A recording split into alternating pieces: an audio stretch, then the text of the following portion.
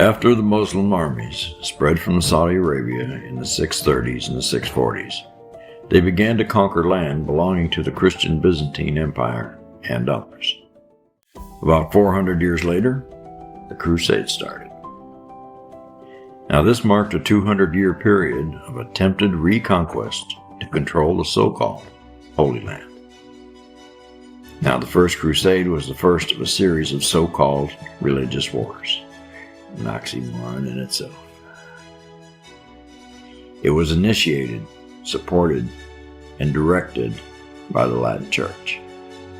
The objective was the recovery of the Holy Land from Islamic rule. While Jerusalem had been under Muslim rule for hundreds of years, by the 11th century, it had started to threaten the local Christian populations.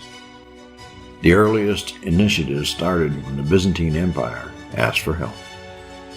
Pope Urban II supported the request for military assistance and urged faithful Christians to undertake an armed pilgrimage to Jerusalem.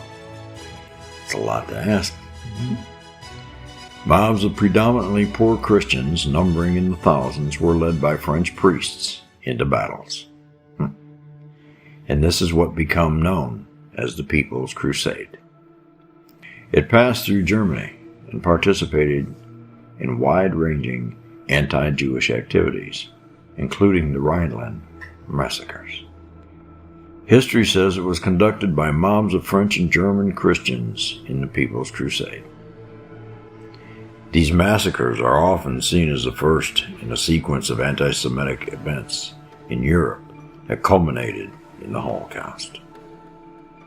When the People's Crusade left the Byzantine-controlled territory in Anatolia, they were annihilated in a Turkish ambush. Horrible.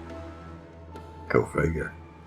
Then, in what has become known as the Prince's Crusade, members of the high nobility and their followers embarked in late summer 1096 and arrived at Constantinople between November and April in the following year. They were led by notable Western European princes. In total, and including non-combatants, the forces are estimated to have been numbered as many as 100,000. The Crusader forces gradually arrived in Anatolia. After a difficult march through Anatolia, the Crusaders began the siege of Antioch, capturing the city in 1098. Jerusalem was reached in June 1099, and the siege of Jerusalem resulted in the city being taken by assault mid-July 1099. The result was its defenders were ruthlessly massacred by the Crusaders. 4 Crusader states were established in the Holy Land: the Kingdom of Jerusalem, the County of Edessa, the Principality of Antioch, and the County of Tripoli. The Crusader presence remained in the region in some form until the loss of the last major Crusade stronghold some 200 years later. Fighting and more fighting. After the loss of all Crusader territory in the Levant, there were no further substantive attempts to recover the Holy Land. That is, of course, until May 14th, 1948. Now this is when the head of the Jewish Agency proclaimed the establishment of the State of Israel.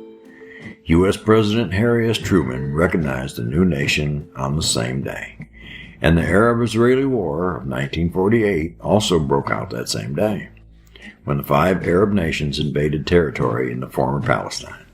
Killings and massacres during the 1948 Palestine War resulted in the deaths of hundreds of civilians and unarmed soldiers. But back at the First Crusades, it was the response from the Christian world concerning the expansion of Islam. A Christian theology of war inevitably evolved when the Roman citizenship and Christianity became linked. Citizens were required to fight against the empire's enemies. Dating from the works of the 4th century theologian Augustine of Hippo, a doctrine of holy war developed. Augustine wrote that an aggressive war was sinful. War could be justified if proclaimed by a legitimate authority, such as a king or a bishop. Pope Alexander II developed recruitment systems via oaths for military. and these were developed by the church for conflicts with the Muslims. One theologian said about authentic crusader ideology that fighting for a legitimate purpose could result in the remission of sins. Wow. Talk about indulgence.